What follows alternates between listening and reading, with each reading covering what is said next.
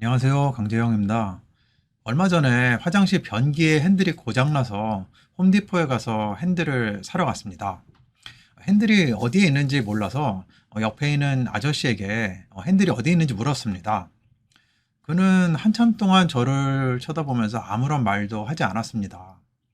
저는 몇 번이나 설명을 하다가 결국엔 포기하고 그냥 다른 곳으로 가려고 했습니다. 그러자 그 아저씨가 자기는 귀가 잘 안 들려서 그런데 다시 한번 천천히 말을 해달라고 저에게 얘기를 했어요. 그래서 저는 제스처를 동원해 가면서 핸들이라고 설명을 했습니다. 그러자 그가 친절하게도 저를 그 핸들을 파는 섹션까지 데리고 가서 저에게 그 핸들을 추천해 주기까지 했습니다. 귀가 잘 들리는 사람들이 바라보는 세상에서 귀가 잘 들리지 않는 사람을 만나 대화가 통하지 않으면 화가 치밀어 오르기도 하고, 또 가족 중에 귀가 잘 안 들리는 사람과 평생을 살아야 한다면 그것은 너무나도 괴로운 일이 될 수 있습니다. 하지만 이러한 소소한 경험을 통해 상대방이 바라보는 세상이 내가 바라보는 세상과 전혀 다를 수 있다는 것을 조금이나마 이해할 수가 있었습니다. 유튜버인 라이프 해커 자청에 의하면 쇼펜하우어는 대단히 부유한 집에서 태어났지만 상인이었던 아버지가 자살을 하고, 그로 인해 그는 인간의 삶에 대해서 깊이 고뇌를 하게 되었다고 합니다. 아울러 쇼펜하우어는 인간의 뇌를 연구하면서 많은 깨달음을 얻었다고 해요.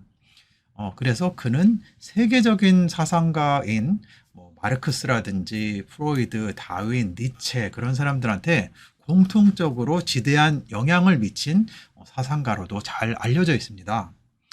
그가 30대에 쓴 의지와 표상으로서의 세상은 당시에 한 100부 정도 팔릴 정도로 굉장히 실패를 했다고 해요. 그러나 그가 노년에 쓴 행복론이라는 책으로 엄청난 영향을 끼치는 사상가가 되었다고 합니다.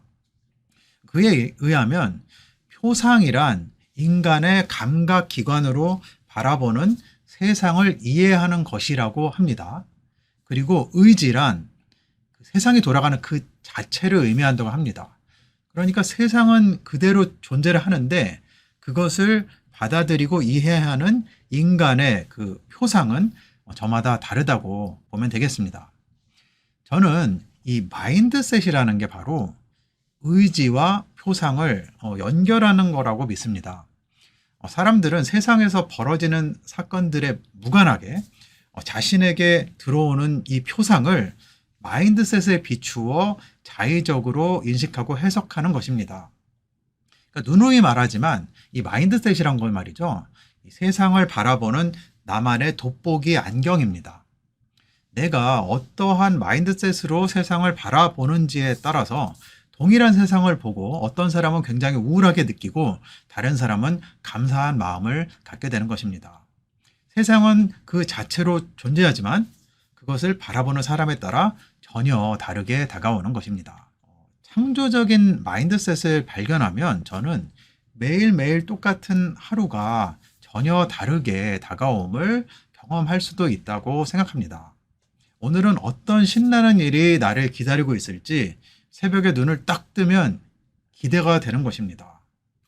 아침에 걷기 운동을 하면서 하루를 창조적으로 만들어 나갈 무언가를 실행하기를 생각하고 계획하면서 말이죠. 이는 마치 100m 달리기 출발선에서 기다리는 선수와 같은 마음일 수도 있겠습니다. 그러면 그토록 가기 싫었던 회사에 가는 것이 즐겁고 그토록 가기 싫은 학교에 가는 것이 즐거운 일이 될 수도 있을 것 같습니다. 단지 이 마인드셋에 변화를 주었을 뿐인데 내가 바라보는 모든 것들이 전혀 다른 의미로 다가온다면 얼마나 놀라운 경험일 수 있을까요?